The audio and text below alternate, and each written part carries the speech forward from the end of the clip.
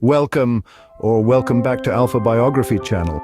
Today we journey into the life of one of the most controversial leaders of the 20th century, Muammar Gaddafi. Born in a Bedouin tent in the desert near Sirte, Libya, Gaddafi rose from humble beginnings to become the de facto leader of Libya for over 4 decades. His reign was marked by a unique blend of pan-Arab nationalism, socialism, and Islamic principles, a blend that stirred both admiration and controversy. This biography seeks to provide a balanced and insightful look into Gaddafi's life. It explores his early years, his rise to power, his controversial rule, and his eventual downfall. We'll try to understand the man behind the nickname the Lion in the Desert and his impact on Libya and the world. So join us as we uncover the life of the Lion in the Desert, Muammar Gaddafi. Muammar Gaddafi was born in a Bedouin tent near Qasr Abu Hadi, a rural area outside the town of Sirte in the deserts of western Libya. Imbued with the spirit of the desert and the resilience of his Bedouin heritage, Gaddafi's early life was one of simplicity and hardship. His family were nomadic shepherds, constantly on the move in search of greener pastures for their livestock. Living in an environment where survival depended on one's strength and determination, young Gaddafi learned the value of resilience and tenacity at an early age. His education started in a traditional Quranic school, where he received a religious grounding that would later influence his political ideology. He was not content to remain in the confines of his village. His thirst for knowledge led him to Sirte for secondary education. It was here that he was exposed to the broader world and the winds of change blowing across the Arab nations. In his school days, Gaddafi became fascinated with the Arab nationalist movements that sought to free the Middle East from colonial rule. Figures such as Egypt's Gamal Abdel Nasser, the poster boy of Arab nationalism, became his heroes. Gaddafi, with his group of friends, began to dream of a united Arab world free from foreign interference. This dream was the seed that would later grow into the tree of his revolutionary ideas. Gaddafi's education was not just about books and classrooms. It was a journey of self-discovery and the shaping of a revolutionary spirit. From the vast deserts of Libya to the bustling streets of Sirte, from the humble Bedouin tent to the corridors of power, every experience was a stepping stone in the making of the man who would come to be known as the Lion of the Desert. These early experiences laid the groundwork for Gaddafi's revolutionary spirit. His humble beginnings, his thirst for knowledge, his fascination with Arab nationalism, all combined to create a leader who would leave an indelible mark on the sands of time. Gaddafi's journey into politics began with his military career. The path that led Muammar Gaddafi, the young son of a Bedouin herdsman, to become the brother leader of Libya was paved by his time in the military. He stepped into this world in the late 1950s when he entered the Royal Military Academy in Benghazi. This was a time of change in the Middle East, with old regimes falling and new ones rising. Gaddafi was not just another cadet. He was a young man with a grand vision. He saw the military as a vehicle for change, a tool to reshape society. This vision was further shaped and solidified during his studies abroad. He was sent to the United Kingdom as part of a military exchange program. In the heart of the British Empire, he observed the political and social structures of a world power. But it was not the opulence or the might of the empire that fascinated him. It was the revolutionary ideas that were brewing in the minds of the people. As he delved deeper into these ideas, he found inspiration in the works of revolutionary thinkers like Gamal Abdel Nasser, the Egyptian leader who championed Arab nationalism. Gaddafi saw in Nasser's ideology a blueprint for his own vision of a united Arab world free from Western influence. This vision was not just a romantic dream, but a tangible goal that he was willing to strive for. Back in Libya, Gaddafi didn't just keep these ideas to himself. He began sharing them with like-minded officers within the military. Together they formed the Free Unionist Officers, a secret cell committed to overthrowing the monarchy and establishing a republic. This was a bold move, a risky endeavor that could have cost them their lives. But Gaddafi and his comrades were willing to risk everything for their vision. But they were not reckless. They planned meticulously, weaving their web of influence within the military and waiting for the right moment to strike. Gaddafi's charisma and conviction played a crucial role in this. He was not just a member of the Free Unionist Officers, He was their leader, their guiding force. His words inspired his comrades, his convictions strengthened their resolve, and his vision gave them a goal to strive for. As the 1960s drew to a close, the Free Unionist officers had grown in strength and influence. They were no longer just a secret cell within the military. They were a force to be reckoned with. And at the helm of this force was Muammar Gaddafi, a young officer with a revolutionary vision. Gaddafi was now ready to make his move towards political power. The stage was set for the next act in Gaddafi's life, an act that would change the course of Libyan history forever. In 1969, Gaddafi led a bloodless coup, overthrowing King Idris of Libya. This was the beginning of what would be known as the Libyan Revolution, a pivotal moment that would forever change the face of Libyan politics and society. Gaddafi was just 27 years old when he orchestrated this dramatic political shift, but his military training and political aspirations had prepared him for this very moment. He had a vision for Libya, a vision that was rooted in his own interpretation of Arab nationalism and socialism, a vision that was in many ways a stark contrast to the monarchy that had ruled Libya for over 2 decades. The coup was swift and decisive. King Idris was away on vacation in Turkey, and the Libyan military, under the leadership of Gaddafi and his fellow free officers, seized the opportunity to take control of key political and military institutions. The monarchy was dissolved, and in its place, the Libyan Arab Republic was established with Gaddafi as its leader. Gaddafi's rise to power was met with mixed reactions, both at home and abroad.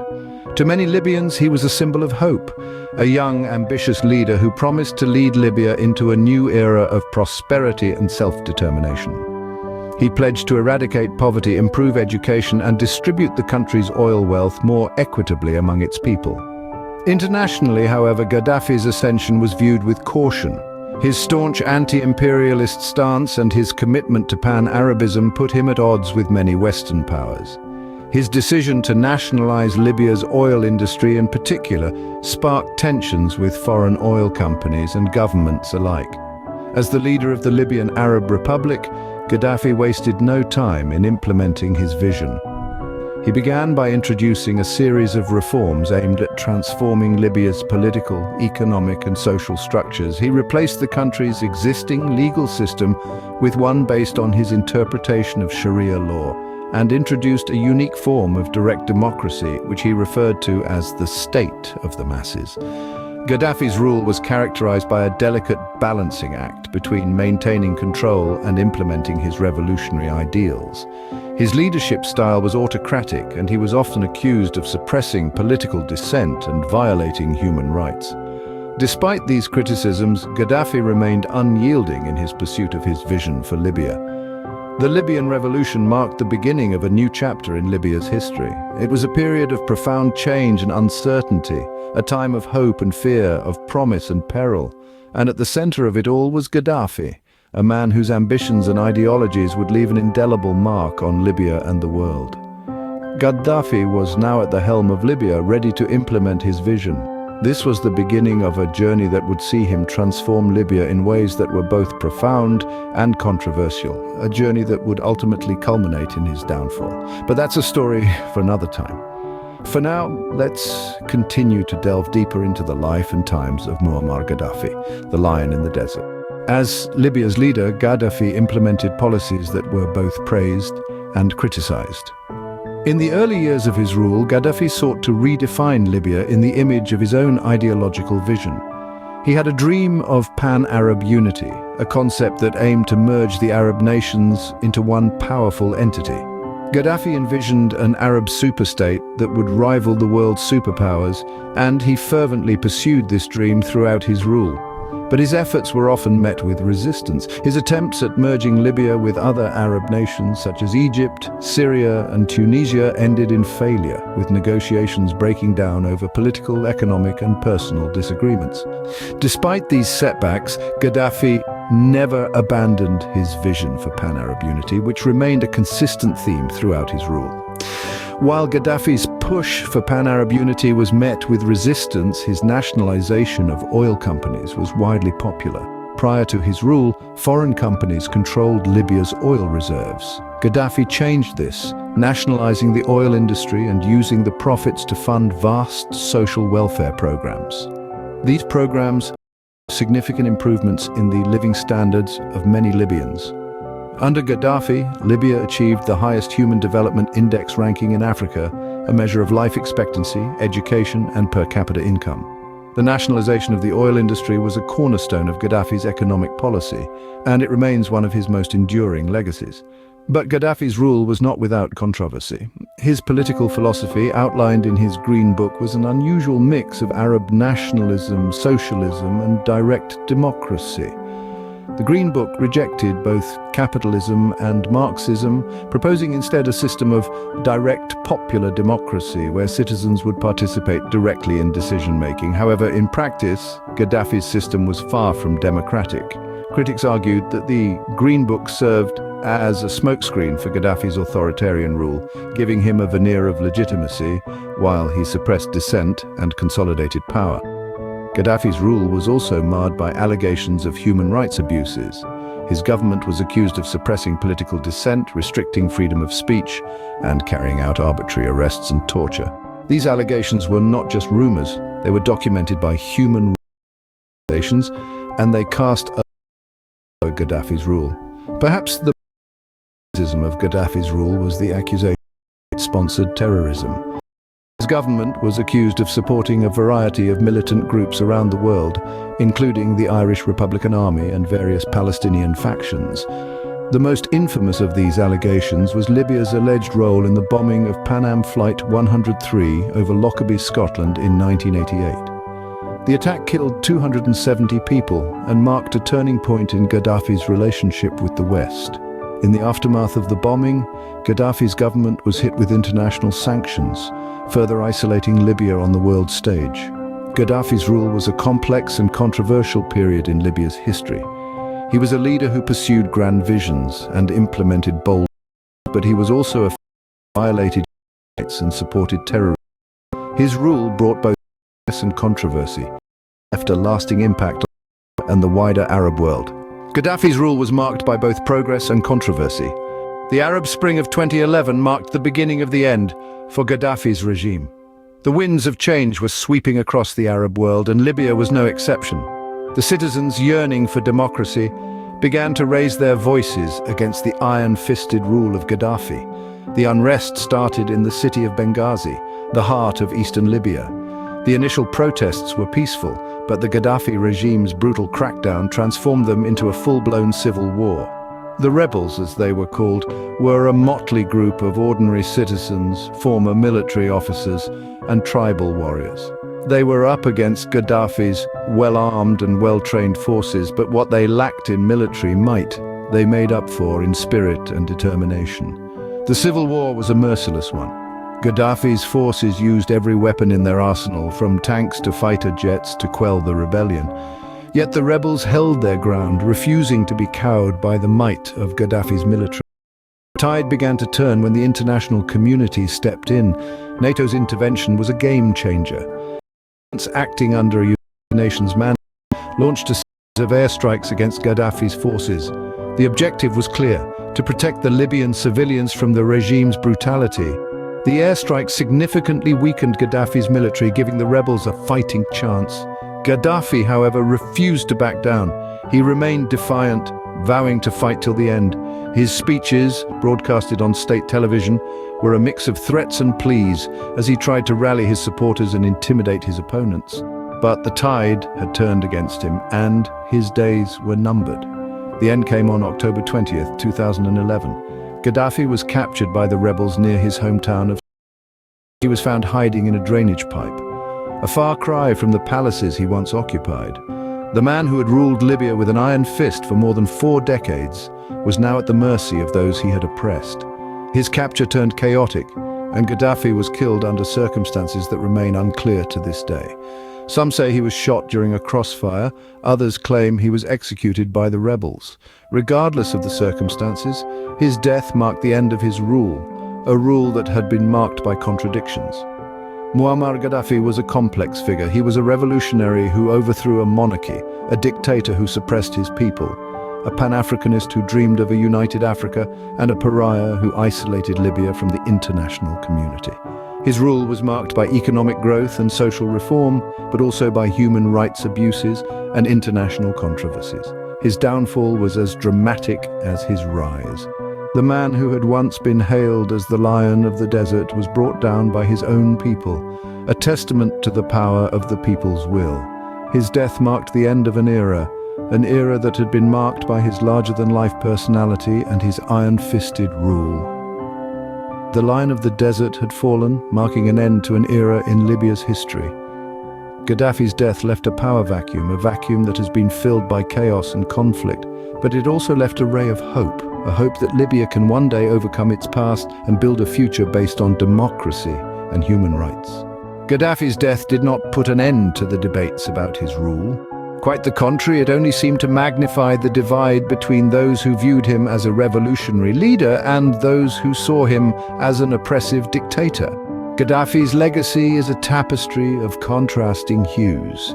To some, he was a champion of anti-imperialism and Pan-African unity. His efforts to uplift the African continent, his investments in infrastructure, and his push for economic autonomy from the West are hailed as visionary. He was seen as a leader unafraid to stand up to the global powers, a man who insisted on charting his own course. Yet to others, Gaddafi was a tyrant. His rule was marked by gross human rights abuses, from public executions and torture to arbitrary detentions. His regime was accused of sponsoring terrorism around the globe, further isolating Libya from the international community. His pursuit of nuclear weapons and his iron-fisted rule painted a picture of a leader more concerned with power than the welfare of his people. Today, Libya is a country in turmoil. The vacuum left by Gaddafi's demise has seen the nation descend into a state of lawlessness and conflict, with rival factions vying for control.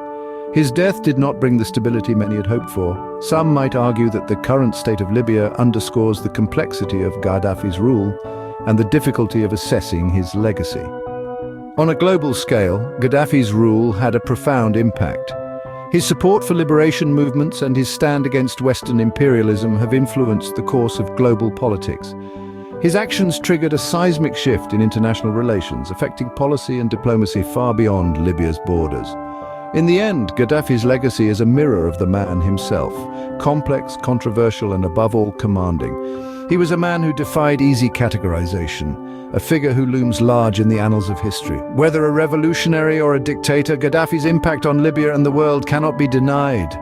From his humble beginnings in the arid landscapes of Libya to his rise as a charismatic yet controversial leader, we've delved into the intricate tapestry of Muammar Gaddafi's life and legacy. We've traced his early life, his education, and the formative years that led him to the military. We saw how his political consciousness was awakened and how he spearheaded the Libyan Revolution, overthrowing a monarchy to establish a republic. We explored the years of Gaddafi's rule, the bold initiatives, the controversies, and the contradictions. His leadership was a patchwork of progressive reforms and oppressive tactics, a paradox that defined his reign and etched his name in the annals of history. We navigated the tumultuous period of his downfall, the revolt of the Libyan people, and the international intervention that culminated in his tragic death. His end as his life, an echo of the times he lived in and the changes he made. Finally, we reflected on his legacy, this weave of achievement continues to influence Libya and the world today. Testament to the power of conviction and the consequences of unyielding rule.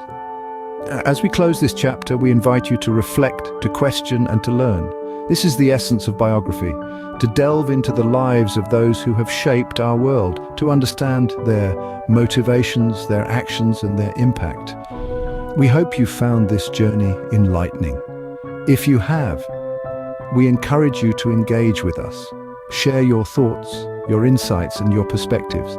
And if you want to explore more lives, more stories, and more histories, join us on Alpha Biography channel. Thank you for joining us on this journey. Please like, share, and subscribe to Alpha Biography for more insightful biographies. Until next time, stay safe.